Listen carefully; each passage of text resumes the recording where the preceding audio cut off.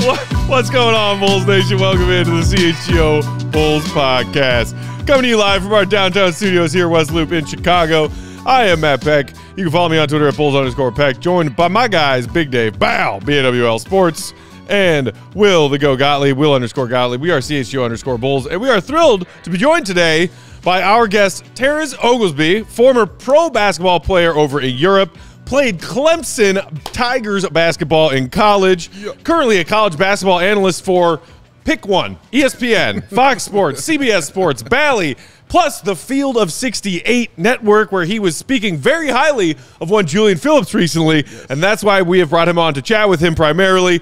He was an AAU coach for Julian Phillips when he played on the Upward Stars. Ladies and gentlemen, welcome to the pod, Mr. Terrence Oglesby. What's up, Terrence? Hey.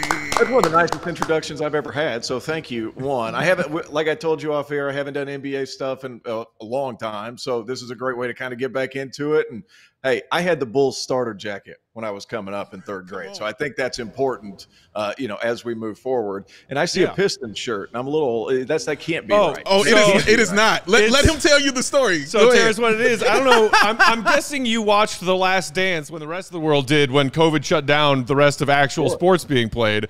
And when they are recounting finally sweeping the Pistons in '91 on the way to their first championship, at one point the camera cuts to Horace Grant, who just takes a big heavy sigh and says about the Pistons and their walk-off, "Straight up bitches." So if you look closely, it's a Pistons logo, but inside it doesn't say Detroit Pistons.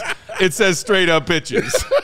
Shout out to Horace Grant, who was here a couple of weeks ago. I live in South Carolina. He was here not too long ago. So yeah, he was just at Bulls Fest this past weekend. Bulls fans still adore Horace. You're not the first one to be confused by it, though. A lot of our viewers are like, why is Peck wearing a Pistons shirt? No, I love when people are confused by it, because then he has to explain it. And that's always the fun part for me, sir. To just watch him say straight up bitches over and over again is always fun. Yeah, true.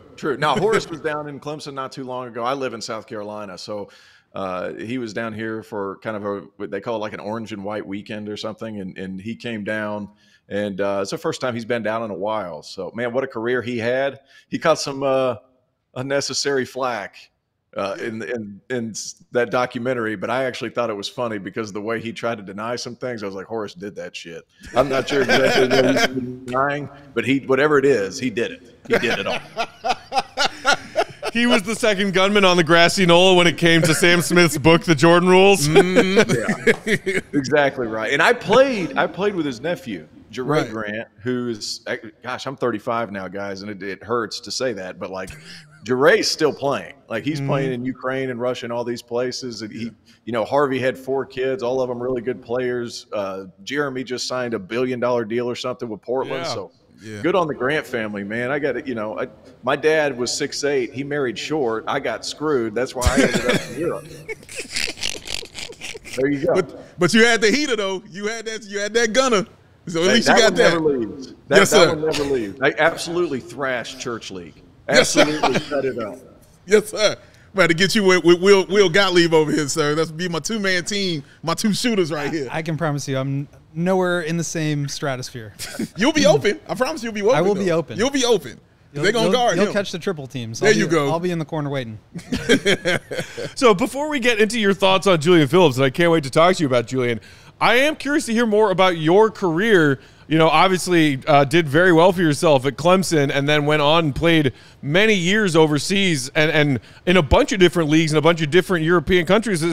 Was there one of those leagues in one of those countries where you not only enjoyed the basketball you were playing, but really enjoyed the culture and soaking up the culture of where you were as someone playing international basketball?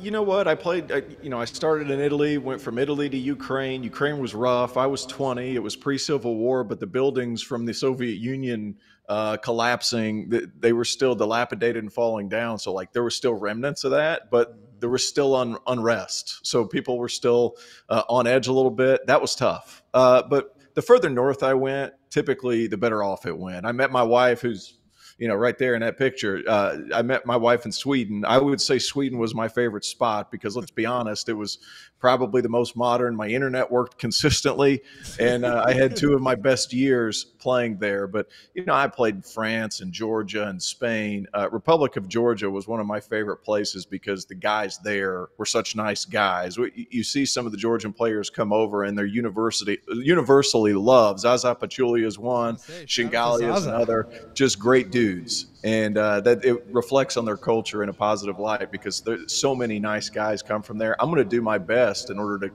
go back and visit there once every other summer. I go back to Sweden anyway to visit the family, and then I'm going to try to make my way down a little bit further south to see them as well. But just a lot of different places. And you know what? When you're in college and you're 20 years old and you want everything right away, the hardest thing to do, and you guys can attest to this, is enjoy where you're at, right? Because you always thinking if you're goal oriented, you're always thinking about what's next.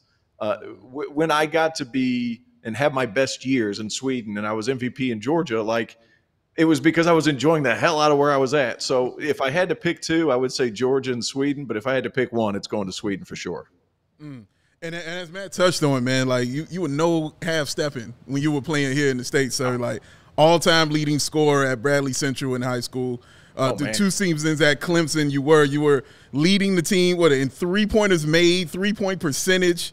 In the sophomore year, you led them also again in three-pointers made and free throw percentage. Career 39% from three, a 10-year professional career. Like, it was no half-stepping with what you do. And to leave college and to go overseas to play says a lot about, your love for the game. Like, what gives you that kind of love for basketball?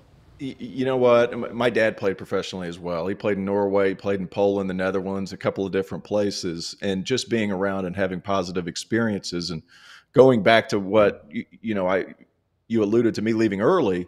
One of the reasons that my dad, he was like, who's recently deceased, guys, go for it. Like, go for it. Like, you're going to have opportunities in life. You have somewhere to fall back on. You're going to be able to finish school because Clemson had this thing in place to where if you leave after 2 seasons, they'll honor your scholarship. I came back and finished. I really went for it. So for me to really make that jump, it didn't work out how I wanted to. It's not all roses, right? Like I had some times I got cut. I went to the G League for a year. I was horrible in the G League. Like, not good. And a lot of that's circumstantial. I'll insert excuse right here. A lot of it's circumstantial. All that being said, I mean, I was very fortunate to be in a position to where I could really go for something. And after I went over there to Italy, I was there for 2 months, didn't get paid once, went to the bank, and they thought I was trying to get over on them. So like they thought that I was trying to bring money out. The money never showed up. And they thought that I was trying to pull a prank, where it was me that they hand me a fake bank receipt and they're like, you can go get your money on your way home. So, yeah. To answer your question, though, really, I was in the position to where I could really go and try to live out my dream. And I didn't get to where I wanted, but I got close. And I was able to play for, 7, 8, 9 years, however long it was. And I'm very thankful and very happy, and I met my wife, so that's all good. I'm curious. So a lot of times people say they just like go overseas to play basketball. And, in a lot of ways that's like maybe a little bit of, it's a different path to the NBA or just like a separate path entirely. But I'm curious, like, what is the actual process of finding a team in another country? Because that just like going to college and then to the draft, it seems like kind of a natural progression. But when you're talking about going to a country that you've never been to before, do you have like an agent that's helping communicate with other teams? Do you go there and try out and just like walk into a gym? Like, what's the actual inside baseball story there? So after my freshman year in college, and I had a good year, I think there were 5 guys that were picked for all freshman team. They didn't have 10 like they do now in some leagues. I was number 6. And if you want to go back and look at, 2008 all freshman team in the ACC, it was pretty good. And then my lonely ass was there number 6, the only other guy to get votes. But after that year, I have Norwegian citizenship because like I said, my dad went over and played for a while. And we played in the European Championships under 21, and I led it in scoring by a significant margin. I think it was 6 or 7 points. After that, agents came calling, and then basically one thing leads to another. Agents are kind of the intermediary, and then it kind of sees how it goes. So I ended up switching agents after that guy sent me to Italy, and I didn't get $1. So ever since then, I kind of hung around a guy named Andrew Vai, who was my agent for the next 6 or 7 years. And then I basically found the last 2 jobs myself. So that's how that goes. But once you get over there and you're over there 5 or 6 years, you can kind of orchestrate it on your own. But for the most part, there's agents that come into play. American agents will have contacts in Europe that they work through, agents over there. And then what happens is they split commission. And then agents, if they sign a player overseas, it's 10%. And the club pays for it, not the player. So what they do is they break it off 5 and 5, depending on, which agent is which. Playing for a big program like Clemson, I'm guessing in your college career, you played against a number of guys who did eventually go to the NBA. And, you said, you're 35. There's some guys in those mid to late 30s years. Bulls got DeMar DeRozan having a couple of the best seasons of his career playing at that very similar age. Is there anybody who's still kicking around the NBA right now who you went up against at one point in time in your college career and you thought to yourself, that dude's going to the NBA for sure? The wings at Carolina. And for that matter, Ty Lawson, I thought would still be playing, but he's had some off-the-court issues. DeMar DeRozan and I are in the same high school class. That 2007 class, I don't know how many people know about it, but that's Derrick Rose, that's DeMar DeRozan, that's Kevin Love, that's, Blake Griffin, you name it. I played against all of those guys. As far as in-conference is concerned, it just depended on the day. Jeff Teague and that Wake Forest team, Jeff Teague and Ish Smith might be the fastest backcourt in the history of mankind. Like, I was trying to shoot threes. They wanted me to guard in the half court. Forget it. Like, just don't even bother. They were very, very good. Al-Farouq Aminu was on that team. Just a lot of really good players. And then you look at like Duke had Nolan Smith, who had a cup of coffee in the NBA, ended up in Cedevita in Croatia, and now he's the head assistant at Louisville. Like, there's a lot of guys that really come to mind. Solomon Alabi got drafted by Toronto in the mid-first round, a 7-footer right before the game changed.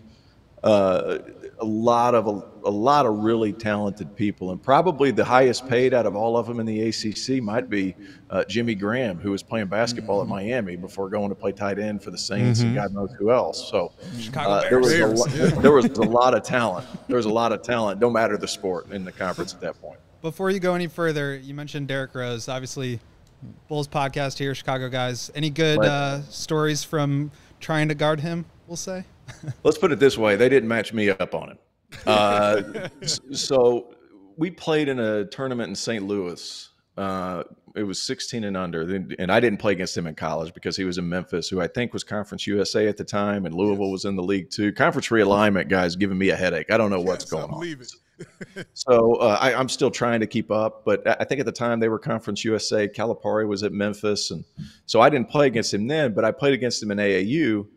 And, the layup lines for high school D Rose were comical.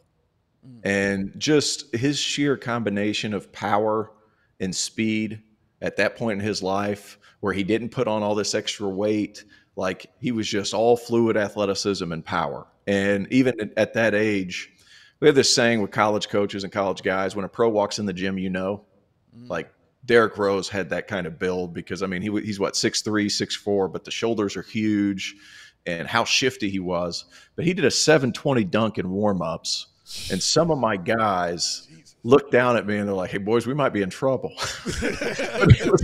it was just him and a guy named Tim Flowers, who was like a 6'5" post player. The rest of the guys, I can't really remember them. Yeah, oh yeah. But Derrick Rose, I think he had 30. I think I had 25 or 30. I was right there with him, but all mine were in the second half. So I got mine, but I didn't impact the game the same way he did. He great player, and in my opinion, guys, a Hall of Fame player. And there's been a few guys that have been able to change the way they do things. I think Grant Hill comes to mind of guys of yesteryear. Derrick Rose has done the same thing he did. He has altered his game to what his body allows, and what he's able to do and continue to do at the NBA level is amazing. Yeah. Every time I talk to somebody who has played on any level, I always ask them, what was your greatest game, in your opinion, on any level, your greatest game? Because the one, when I was looking around, there were two things that kept popping up for you. One was the game where you hit the 10 threes, and then the other game where you hit the – say it again? Which game did I hit 10 threes? I believe it was NC State. There's a lot of threes.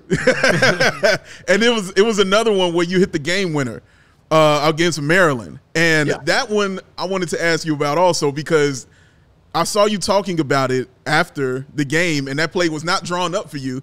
No. And the shot that you took was nowhere near the three-point line, and the defender was all over you, and you didn't even need a three because the game was tied. But you still took that shot, man. So Casey what Rivers was on your knew what mind he with was that? doing.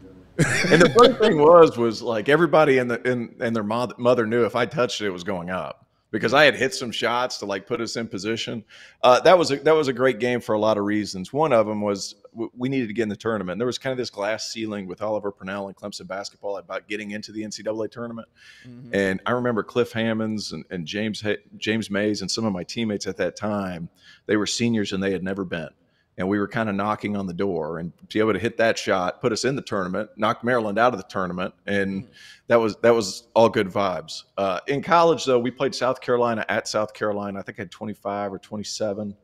That was a good game. And then in high school, I went for 57 in regulation, 31 for 33 from the free throw line. What? Stop it.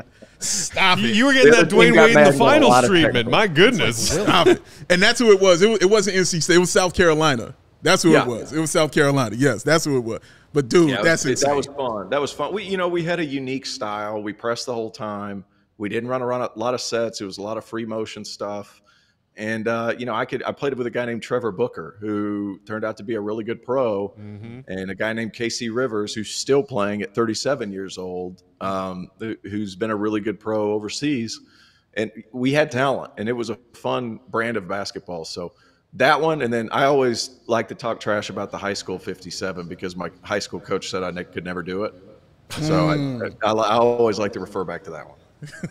Just like MJ, love proving the high school coach wrong, That's right? Yeah, right. Yeah, me and MJ. Yeah. That's how I think of it, T.O. Equals for sure.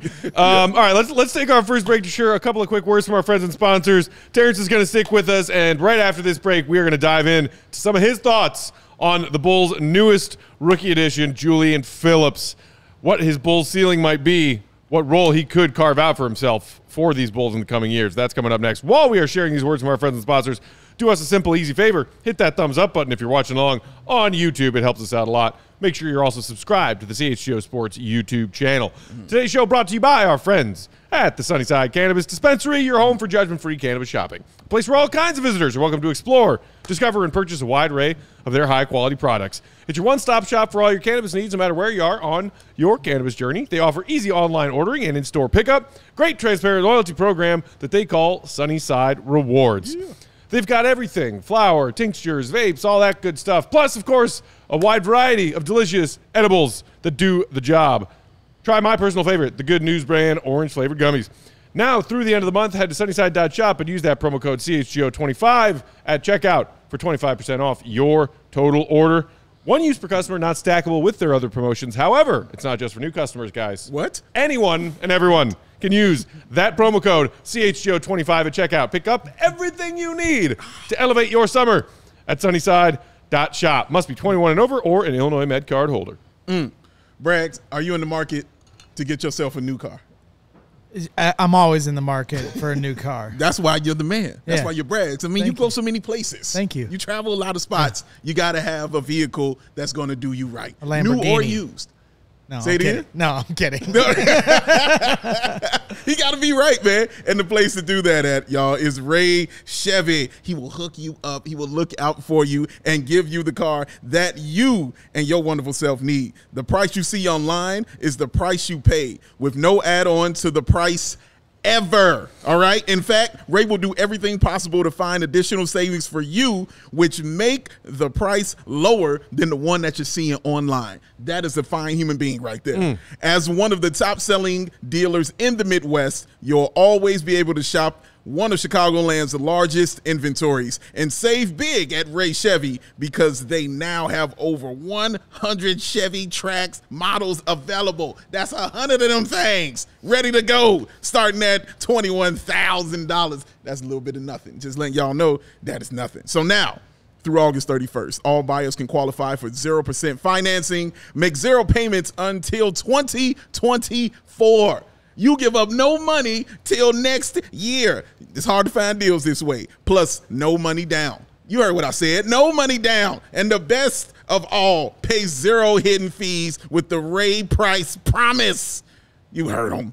Visit Ray Chevrolet in Fox Lake or raychevrolet.com. Serving the community since 1963. Find new roads and let that road lead to Ray Chevy.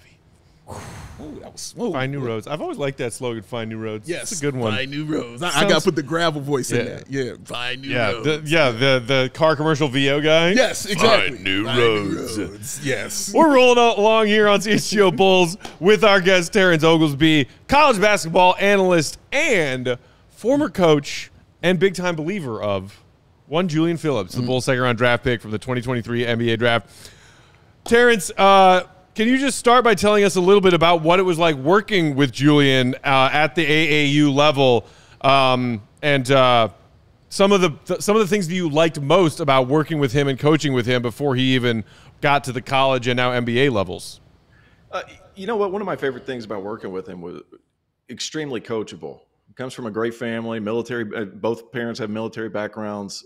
Julian's a great kid, and much more willing to make the extra pass as opposed to kind of just take the game over himself. We almost had to force feed him a little bit, like, hey, man, like, need you to be that guy, need you to be aggressive. Now, that was easy to do because, I mean, he's head and shoulders more athletic than everybody. I mean, you saw his vertical test and what he did at the combine. I mean, he's that sort of freak athlete. Number one at the combine. Wow. Yeah, ridiculous. What was it, like a 44-inch max vert? Like, it's insane numbers. It's insane numbers. Now, you know what? He didn't shoot it well at Tennessee. We could set him up for three, and he would knock them down. I think there were issues with the way he was used in Knoxville. They had a guy named Santiago. They have a guy that's coming back named Santiago Vescovi, who's my age and who's a hair too slow to be the main guy on a big-time SEC team. I thought that Julian should have been that guy. That might be my bias, but that also might be Tennessee struggling to win past the first round of the NCAA tournament. So, you know, tomato. I'm not really sure what that is. I thought he should have been featured more. I saw him play at the Battle for Atlantis. This is a big-time defender, long wingspan, can cover multiple positions. He is a little thin, but at the same time, guys, I'm not sure in today's modern NBA how much you really need to weigh, right? You need to be fluid in your hips. You need to be able to guard. You got to be able to knock down a three. He shot terrible percentages at Tennessee, but that's because he wasn't a part of anything. I think at the NBA level where the ball moves a little bit more, you're doing a lot more flow motion kind of stuff. I think he's going to be better suited for that because he'll touch the ball and he'll be a part of what's going on.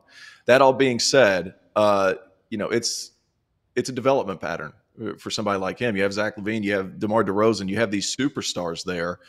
Where's he going to fit in alongside those guys? He's going to have to guard some smaller, quicker players. I think he can do that, but defensively is where it's going to be his calling card because he can guard so many different positions. When I was watching your awesome podcast, Field of 68, and you guys were talking about Julian Phillips, the one thing you harped on a lot was the three-point shooting. And you kept saying, like, no, he can shoot these threes. And you specifically said he's going to go to the combine, he's going to open some eyes, he's going to hit a lot of shots from three, and people are going to talk all about it. And then when he went to the combine, he went 16 of 25. And then when you found out he went 16 of 25, you were like, yeah, he can do better than that too. So what is it that is giving you this confidence that Julian Phillips can be that shooter? Because when Bulls fans saw that they got somebody else who shoots terribly from three, the fans were not happy about it. But you have seen something else. So what is giving you that ability to praise him in this way? Well, he's got soft hands, and he shot 82% from the free throw line. The quality of three that he got at Tennessee was laughable. I mean, he was never a part of what they were doing. Tennessee kind of runs this stagger set, all this other thing. And I never really felt like he got the right opportunity to flourish the way he should.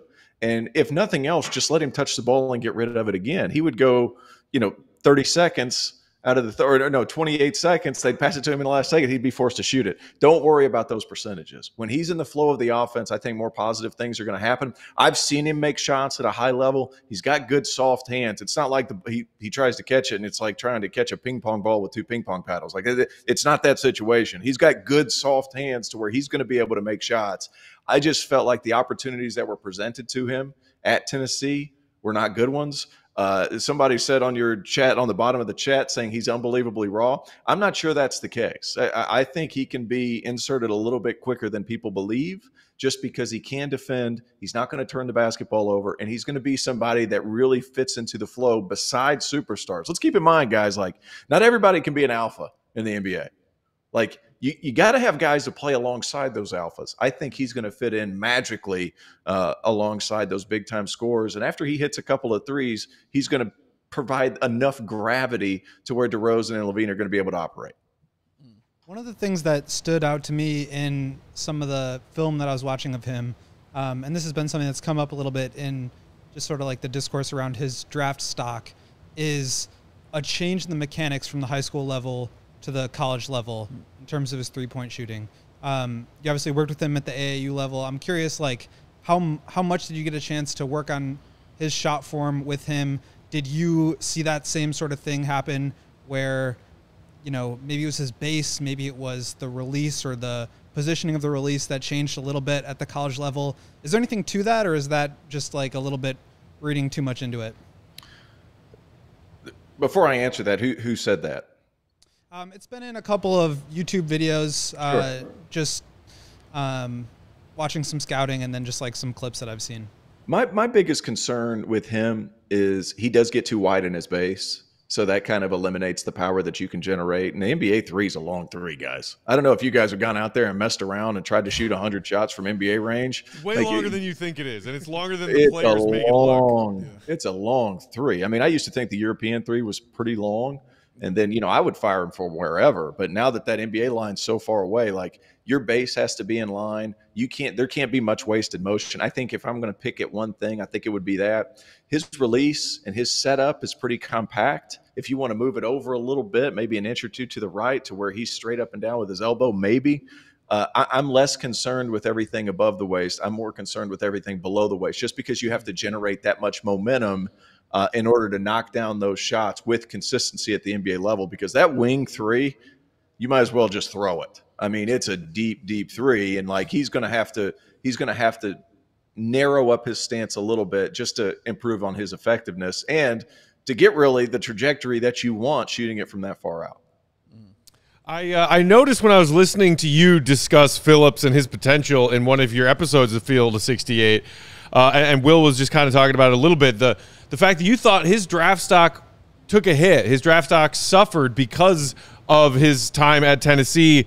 And it seems like, as you were explaining, it's because in your basketball expertise and your opinion, they didn't use him properly. Just how much of a unjust hit do you think he took in the draft? Like, do you see Julian Phillips as somebody who has the potential NBA ceiling where he should have been a first-round pick, and maybe the Bulls are looking at, if developed properly, finding a steal here when they traded into the second round to get him? Well, I mean, I would have taken a strong look in the early to mid-20s, just because what does he provide for you? Immediate ability to defend, every length and tangible that you need, elite athleticism. He's not this big, strong, huge guy, but he moves really well, and he's going to be able to cover a lot of space. And guys, you want to play help side defense in the NBA? Try to step out and then come over and help on a roller on the weak side. Like, you have to have these measurables. He has all those measurables. I've seen him knock down shots. And let's keep in mind too, before he signed with Tennessee, he was committed to Will Wade at LSU before Will Wade got in all that trouble. If he would have gone there, he would have been more of a focal point. And I think you would have seen better percentages, because he's a rhythm guy. He needs to be a part of the action for a lot of those things to happen. All of that being said, it's easier said than done, because sometimes in the NBA, you'll go 5, 6, 7, 8, 9 trips up and down the court before you touch the ball, because DeMar DeRozan's feeling it. Some of these other guys are feeling it, like they're getting the rock. And that guy right there, he's getting paid, what, $50 million a year? Get that man the ball. So you're going to have to be efficient without touching it so much. But I do think that they got to steal simply. I think his floor is Corey Brewer. I think they're very, very similar in both body size. Julian's a little bit bigger than Corey. Corey's a good friend of mine. He's a little bit bigger than Corey. I think he's going to be a better shooter than Corey. And I think their defensive versatility for guarding big wings and smaller wings and some guards too, I think he's going to make a lot of sense. And I think he could play in the NBA for a long time. And Fried Rice said, who's his comp? Corey Brewer is kind of who I feel like he can be. And like you were saying earlier, not everyone can be an alpha when they get to the NBA level, but yeah, Corey I look at that maybe one of the great role players on a lot of good NBA teams over the years. Yeah, and I view that as a positive. I don't view that as a negative. Like, right. Whenever you coach, whenever I coached Julian, it was like we had to call sets and be like, "Hey, Julian, if you pass it right here, I'm going to sit you." And just his willingness to give the ball up and not be this alpha personality. You can't have everybody be like that. Because what happens is then you have guys arguing and bitching and moaning over who gets shots. Well, you pay certain guys a lot of money, they're getting the shots. It doesn't matter if they're hitting or not, they're getting the shots. So you have to have somebody that can play alongside that. I feel like Julian could do that for an elongated period of time in the NBA. Yeah, it's wild because the players I've heard you use as his comps are like Stacey Augmon and Corey Brewer, man. Yeah. Which are incredible comps because Stacey Augmon, plastic man, dog. Like the successful NBA career he had, obviously the great career he had in college. But no, those comps are incredible. What was it when you were coaching Julian that kind of surprised you that you probably didn't know about him? Whether it's him just as a person or just him as a player. What kind of surprised you about Julian Phillips? He's really soft-spoken kid, but he's really receptive. And a lot of times when you get McDonald's All-Americans, they're not the most receptive. I think his willingness to be coach is what kind of surprised me more than anything. People rave about his personality and the kind of I keep saying the kind of kid he is. As a grown-ass man, I probably need to quit saying that. Dude's in the NBA. So, like, I just, at that time, he was a kid. He was a great kid. He listened. He tried his best to facilitate. He's extremely competitive. And then because he's soft-spoken, he hit a 3 over Brandon Gardner, who was going to go to St. John's, who was this elite athlete. He hit a 3 over at him. Somebody's mom was talking trash over on the side, and he turned around and started talking trash back to the mama. And that shocked me a little bit because you want to see that dog come out of guys, especially at that level, right? So that shocked me a little bit. So that told me it's in there. It just doesn't come out in a verbal way. I think the Bulls would be thrilled, and really any team, to have 6'8", 6'9" athlete who can defend at a super high level and shoot threes. But do you think, and maybe we're a ways away here, do you think there's more in his game for him to be able to like get to a point where he's creating his own shot, playing a little bit more on the ball? Or is that, I mean, at a certain point, all these guys are so incredibly talented that of course they can do that. But do you see that as being in the cards for him maybe down the line a couple years into his career where he's really starting to flex those muscles? I think there's something to be said there. As a second unit guy who they can throw it to on the elbow and say, hey, get to the cup. He had one of the highest foul rates in all of college basketball last year. When he touched it, he was getting to the free throw line. And when he got there, he shot 82%. So I think that throws a lot in there. He plays so remarkably low to the ground when he drives to the rim that he's able to get his shoulder on guys. All that being said, NBA is a different ballgame. I will acknowledge as much. You're going in there and you're running into Joel Embiid. You're not just running into some dude at Mississippi State, right? So is he going to be able to draw fouls with consistency? I think that's TBD, to be determined. All of that being said, he certainly has the short area quickness that you would need in tight spaces to get to the cup and to be able to get to the free throw line with consistency. That's down the road, though. I look at it now, Mr. Gottlieb, like you got to be able to fit into what a team needs at the moment, just so you have the opportunity to spread your wings in year 2 and year 3. So right now I'm looking at, hey, how can he get on the floor sooner rather than later? That's his jump shot. That's his defense. And I think he's going to be able to shoot it better than what a lot of people think of him coming out of college. Love that. Speaking of getting on the floor sooner rather than later, I do want to get some of Terrence's thoughts on how he sees Julian Phillips as a puzzle piece to this Bulls roster for the upcoming season. So we'll talk about that with Terrence on the other side of our second break to come back and wrap up the show. In the meantime, hit that thumbs up button if you haven't done so yet. Big Dave, who's next? Beer. I love beer. I know. That's what I've heard. I've heard you enjoy it. There's one. The Goose Island in this green can right here. Well, that's a coincidence because that's exactly the beer company. What do you know? What do you know? One more time, Brass, because I like you. Oh, Goose Island Beer Company. CHGO official. We roll with them, man, so you guys should roll with them as well. So many wonderful choices of beer that they have. You see Matt has chosen the Goose IPA. 1, because it's delicious, but 2, because it's a winner. 6-time medal winner at the Great American Beer Fest, y'all. 6 of them things. And, of course. It's the MJ of beers. Oh, it's the MJ of beers. 6-0. That's it. That's how it rolls, man. 6 of them. The Tropical Beer Hug, which I like to call the Herb Lawrence. 9.9% alcohol. Woo. Dangerously easy to drink or chug if you're a professional beer chugger like our guy Herb Lawrence. 312 Wheat Ale is the classic, and of course the Matt and Big Day favorite, the Full Pocket Pilsner, the everyday beer. It's what the brewers are drinking, and what the people who drink what the brewers are drinking are also drinking when they're not thinking.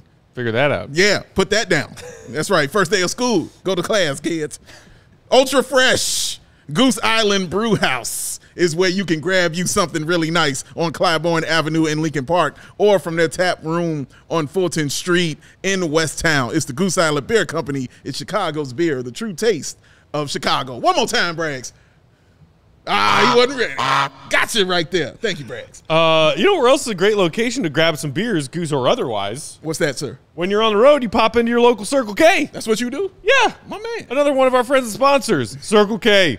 Check out your nearest Circle K location for the best coffees, beers, and snacks that they always have available for you. Plus, you're doing that while you're pumping up with their premium gas so you can get back on the road, carry out your road trip, carry on with your day. I like Slim Jims.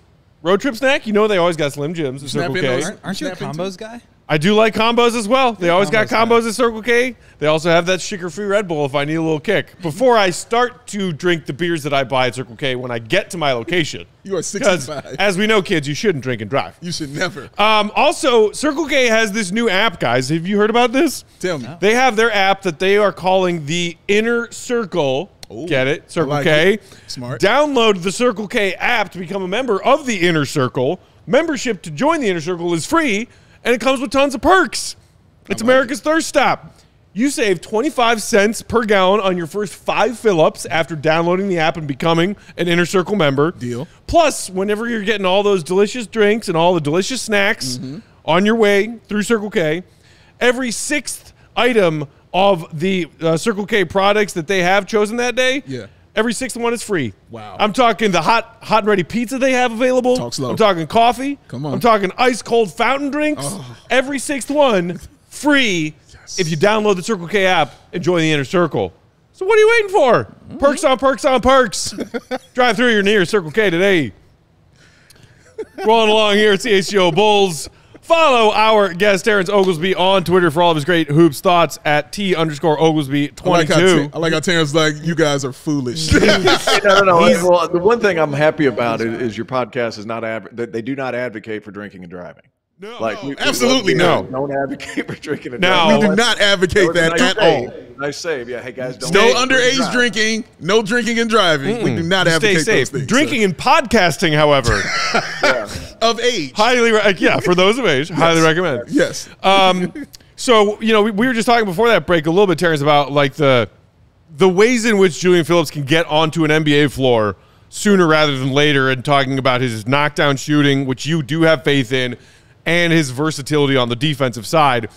Bulls fans, I think, were a little bit frustrated this past season when we saw their first-round pick, Dalen Terry, barely get into Billy Donovan's rotation at all. Only when the team was shorthanded or in the garbage time minutes of a game that had long been decided did we really see Dalen Terry. And that was the middle of a first-round pick guy.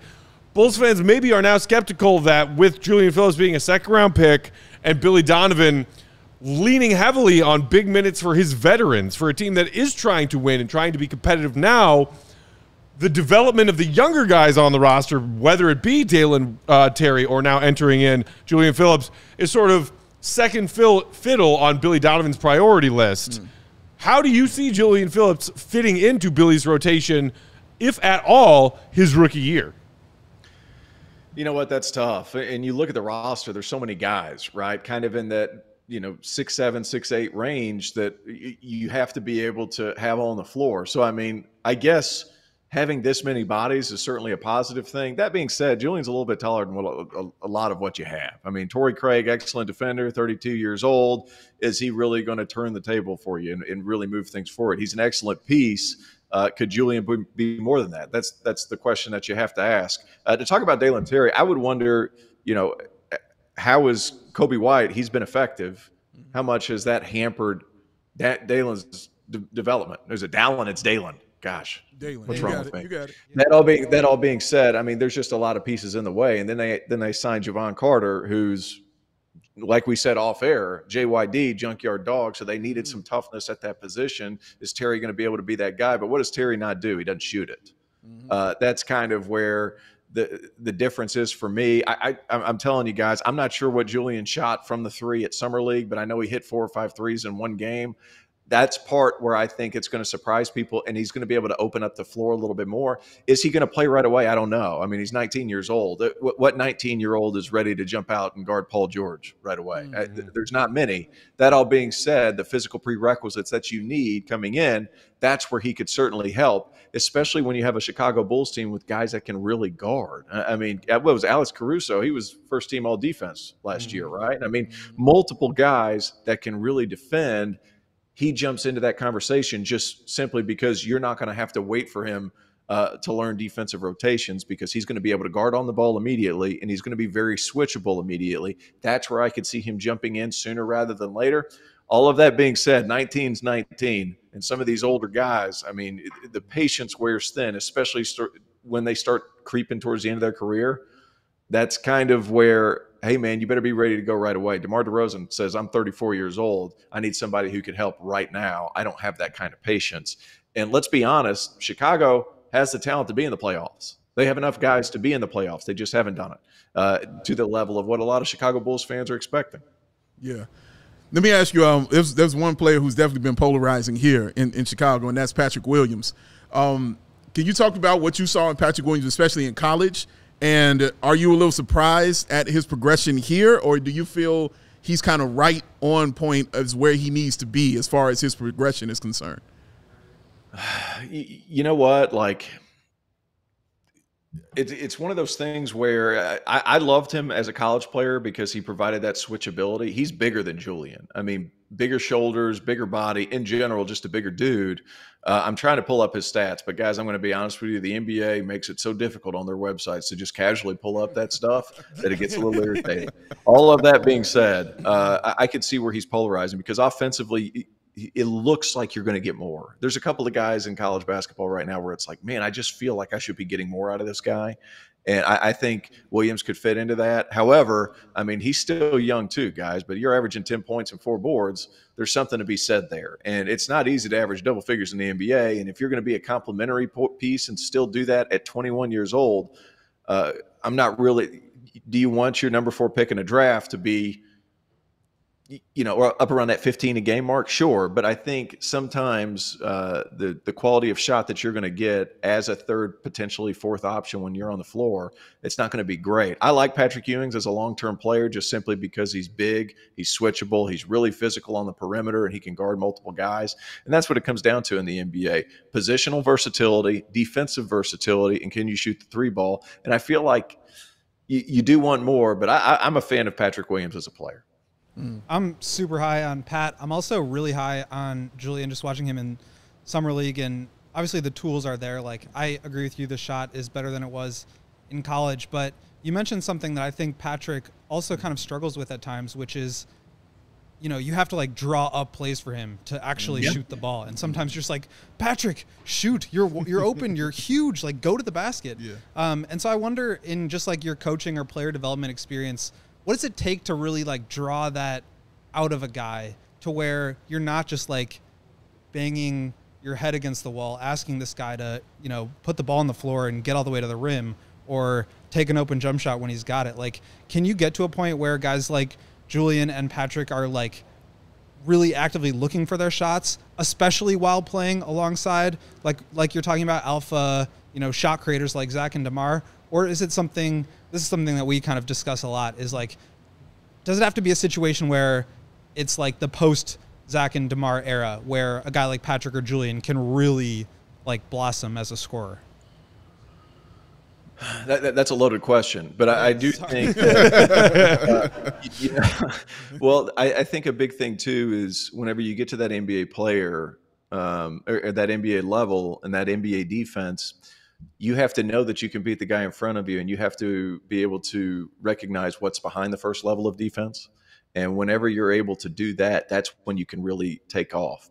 If a player is not able to calm himself down long enough or to understand the rotation before it gets there, it's increasingly difficult to make anything happen. That's what makes these legends. Like Chris Paul doesn't see what's in front of him. Chris Paul sees the third rotation, right? Like Kawhi Leonard, he's not going to attack the rim if help's sitting right there. Like guys who are able to see over the top and see that second level of defense, that third rotation of defense, those are the guys that can really take off and be effective scorers at the NBA level because they see everything happening before it occurs. I think Iman Shumpert was talking about LeBron, how he's directing traffic. Like he's in a league of his own, obviously, but to be able to manipulate a defense, that's kind of what comes along with, hey, am I going to be an attack first mindset type of dude?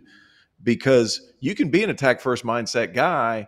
It doesn't matter if there's a dude hanging out down there like a Steven Adams, who's just either not going to take you out of the air. He's just going to be a brick wall to where like it's tough to finish over those guys, right? So you have to see them coming before you do, or one of two things are going to happen. You're going to finish a lot early in your career, and then you're going to get hurt, and something's going to happen.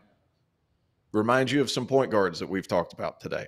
Like, is it going to be somebody like a John Morant who attacks? That dude's going to get taken out of the air and he's going to get really hurt. Now, he's had his share of off the court issues, and I'm a South Carolina guy, so it hurts me to say that. But like he attacks the rim with reckless abandon, and he sees those guys and he seeks them out, as opposed to seeing those guys and understanding like, hey, this might not be the lane for me to take. So to get back to your question, and I'm sorry if that was a roundabout way of seeing it, of answering it, but to get guys to really stand out and to be in an attack mindset, they have to understand the second and third step at the NBA level, because NBA guys can get by that first defender most of the time. It's what they do when that second defender comes over that allows them to be that next level type of dude. And is Patrick Williams necessarily going to be that? I don't know. Is Julian Phillips going to be that? I don't know. But it comes with patience from the coaching staff and a lot of teaching, quite frankly. That's where the G League comes into effect for a lot of these guys. It really helps them. But they've needed Pat Williams to play sooner rather than later, so he hasn't really had the chance to develop that because Levine's in there and DeMar DeRozan's in there and Caruso's aggressive. And so it kind of hampers that ability to develop that attack mindset. But all of that being said, you have to understand the rotations behind it in order to be that guy. I really, just before we get to the next one, I really appreciate that, because I think it's very easy for us to sit here and say, Patrick, go to the basket. Mm-hmm. But like, there's so much more that goes into it. There's so much experience that, and just reps and, you know, understanding your role and how to fit alongside different guys that frankly none of us can ever know. So yeah.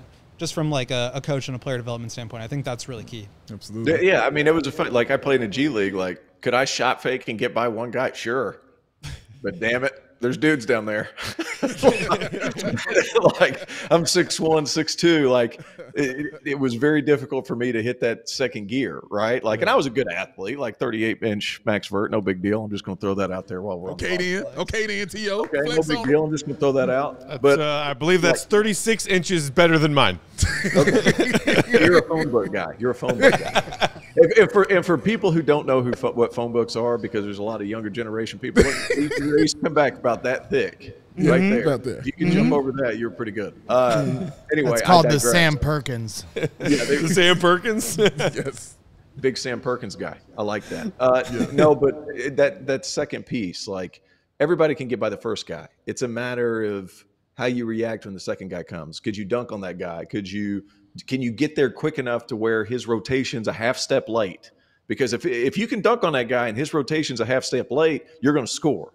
But if you can't get there before he's a half step late, like, you're going to be put on the floor, or it's an offensive foul or a turnover, because the rotations are so good at the NBA level. This is all they do. Like, guys, this is all this is. Like, so it's a very difficult thing to manage.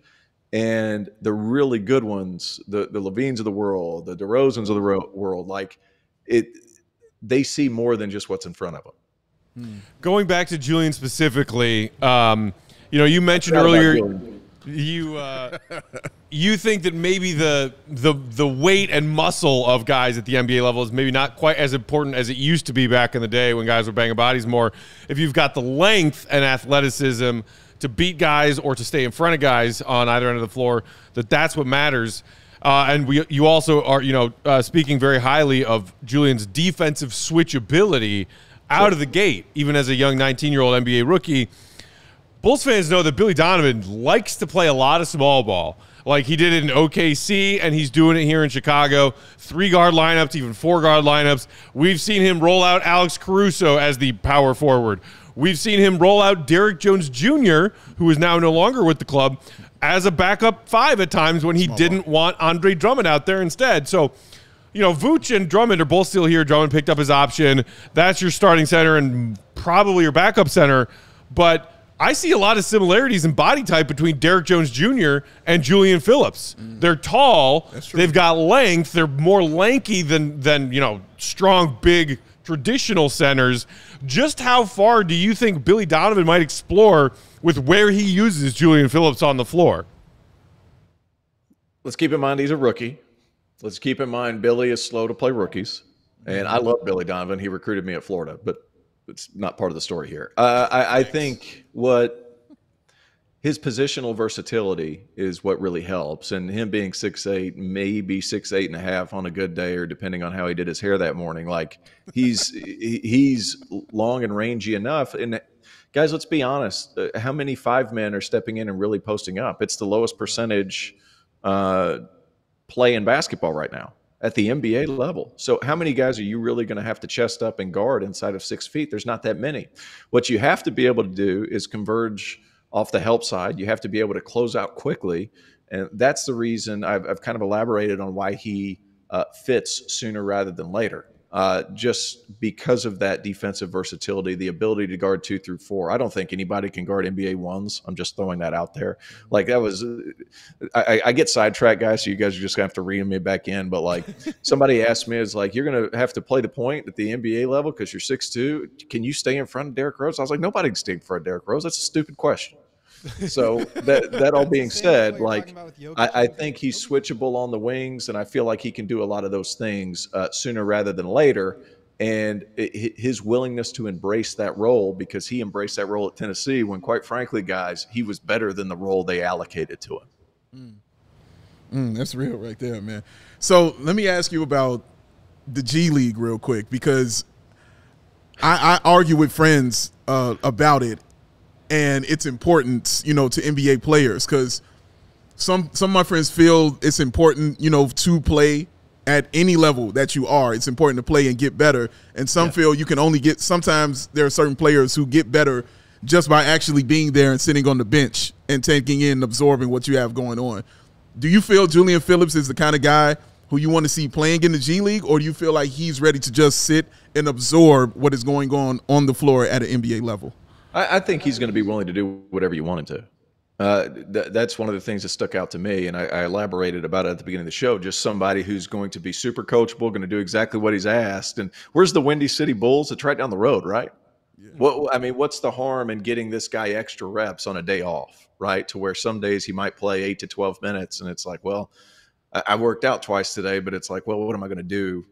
I still have more juice in my legs. Send him down to Windy City. Let him get some extra reps. Have him attack some closeouts. Try to get to the rim a little bit more. Get to the free throw line and kind of observe that second line of defense that we talked about, right?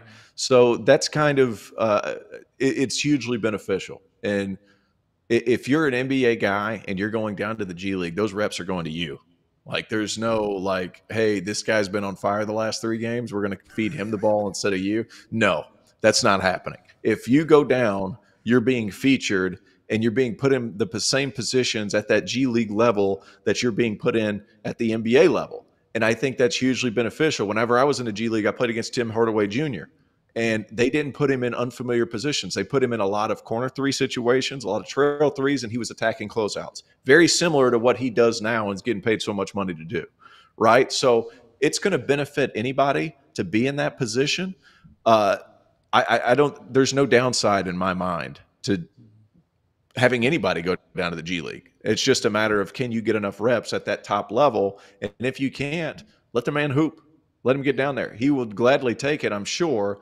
But I think there's value in guys that can really defend on a night-to-night basis, because guys, there's 82 games. You're playing four in a week, or 3 and 5 or something like that. Legs are going to be tired. And I think that the knowing that somebody can come in and defend, and you don't have to worry about that end of the floor, I think is refreshing. And I think there's some comfort in that whenever you draft a player like a Julian Phillips, right?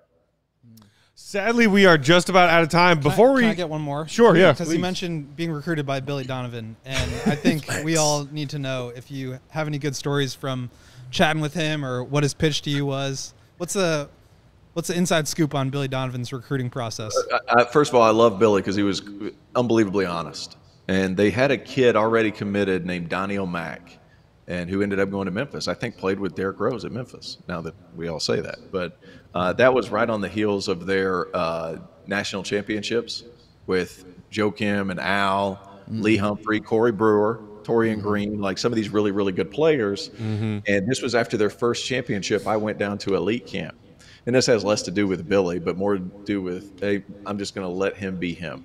And that was the cool part about Billy. He let his guys be who they were. And the one I'm talking about is Joe Kim Noah, because we had a lot of high-profile high school guys come into that camp, and we were playing well. And Joe Kim was talking shit to everybody, and not just the players, the mamas, the dad. He was talking to everybody. This was a well-oiled machine, and they were playing pickup with their starting 5 against like our bunch, and Joe Kim just let everybody have it. Like it was really, really cool. And then Billy he wouldn't even react, because he's like, this is what makes Joe Kim great, and this is what's going to make Joe Kim a lot of money. And I thought that was really, really cool, and how he was able to facilitate those relationships between these guys, 18 to 22, 23 years old. And obviously, being able to be the head coach of the Thunder and being able to be the head coach of the Bulls, he's been able to continue that kind of, I'm going to let my guys be them, and I'm going to work around what they do great. And that's why he's had success at where he's at. Love it. Awesome. Classic Joakim, classic Billy. Yeah, those are. That sounds exactly like Joe. Yes. So, Matt, yeah, I'm jumping in for a second. Why? Because I got to ask Terrence a question. I was actually going to set you up Yeah. because I got an idea where you're going. Where am I going? You're going to college, ain't you? I'm going college. Yeah, That's I know right. you were going. I was going to My set guy. you up. I was going to set. Go Terrence, ahead. I definitely enjoy your coverage. I'm a Big Ten guy, Purdue guy. Follow the Boilermakers a lot. And I'm definitely curious from your perspective, now that you've had a couple years to digest the NIL and transfer portal and kind of how it was the Wild Wild West, it felt like in that first year, and now it's starting to settle in. I do feel like it's for the better for college and the NBA. Where's your perspective at with everything and how it's laid out? It's fine. Like, here's my thing, and I had this argument. I had a well-known person who, I'm not going to say his name because I'm about to speak a little poorly of him, but he called me whenever I bashed a team. He's like, well, they have all kinds of NIL problems and all this, that, and the third. I was like, everybody has that now. Like, this is not a problem specific to this team. Now, what I think you're seeing is the really good coaches who are really good X's and O coaches who are really good. I think it's even the playing field for them, the guys who don't love to recruit, because now it's a negotiation. It's not necessarily like we have really cool locker rooms. So it's kind of gone by the wayside there. To me, it's just it's just part of the game now. And there's been a lot of teams that have done NIL for a long time, longer than when it was legal. So I think what's happened is a lot of those teams that you're seeing that have been really good, the first 100 years of the NCAA, over the past 5 or 6, have started to struggle. And it's because there's not such a clear cut favoritism to, hey, you need to go to this school, you need to go to that school. Now the portal opens it up. And if it sucks at one spot and you're not nice to that kid, he's gone. He's going to go find another spot that's pretty good. So now I think all that's good. Where I think it stinks is where you see guys enter the portal just as a negotiation piece. Like, that part stinks. And I think the one kind of thing that you could tinker with to change it a little bit, and this is just me spitballing because I haven't really put that much thought into it. If you just change the wording to pay for play, then you can put contracts involved. Then it becomes a different story to where you're not just signing a kid for 1 year. Hey, man, this is a 3-year deal. You're going to get your education for 3 years. And then if you want to leave, have at it. But you're going to be with us because 3 years, kids go to summer school. They're graduating in 3 years. So if you change those words to pay for play, then it opens the floodgates to where contracts work. Guys are no longer screwed because there's a Big Ten team, and I'm not going to name names, but there's a Big Ten team that are promising $1 million for a player, and guys are getting like 75 grand. Wow. That's happening, and it's happening with consistency. So kids are, it sounds all great in theory, but kids are getting screwed because there is no pay for play. There is no contract. It's just a bunch of collectives running around with the Wild West. So there's some things I think need to be changed. All of that being said, I think it's good that guys are starting to get paid a little bit of money. And quite frankly, guys, I'm really freaking jealous. As you should be. Terrence, it's been awesome not only getting your insight into Julian Phillips, but just picking your basketball mind. Everybody hanging out with us, watching along in the comments today, echoing those same sentiments. Loved having you on our show today. If they want to hear more of you, and it sounds like a lot of our viewers want to hear more of you and more of your hoops thoughts, tell us really quickly where they can find you in your Field of 68 crew, and then also where they can find you calling some college hoops action this upcoming season. You can find me every CHGO Bulls podcast from here on out. No, I'm just Talk to him. Let's go. No, hey, look, guys, thank you for having me. Now on Twitter at @T_Oglesby22. I'm with the Field of 68. I'll be working some with ESPN, Fox. I'm all over the place. I'm doing a podcast tomorrow with Tate Frazier on One Shining Podcast, talking college basketball and top 25. So that'll be fun as well. I'm all over the map. But if you want to know where I'm at, follow me on Twitter, @T_Oglesby22. Gentlemen, I appreciate you having me. I don't get to talk NBA that often besides draft day. So I appreciate it. It was a lot of fun. Just keep Jeff Goodman in line, please. Hey, there's no keeping Jeff Goodman in line. I'm along. Yeah, I don't for the think ride. anybody does that. No. Hey, look, like Final Four, like he's arguing with people. I'm along for the ride. And I'm just like, hey, whatever happens, happens. Yeah, good luck with that. Thank you again for coming on, Terrence. It's been awesome. Yeah. Follow Terrence on Twitter at @T_Oglesby22. We will see y'all tomorrow, same time, same place, 4 p.m. Central Time. Until then, Will_Gottlieb, Big Dave Bow, BAWL Sports. I'm Bulls_Peck. Shout out and thanks to our pal and producer Braggs on the controls today. And one more big round of applause for Terrence joining us today on the pod. Appreciate you, man. Bulls fans appreciate you and your insights today. We'll have you back sometime soon. Absolutely. Until then, take it easy, man. And Bulls fans out there, take it easy. See red, be good. We'll talk to you tomorrow. Peace.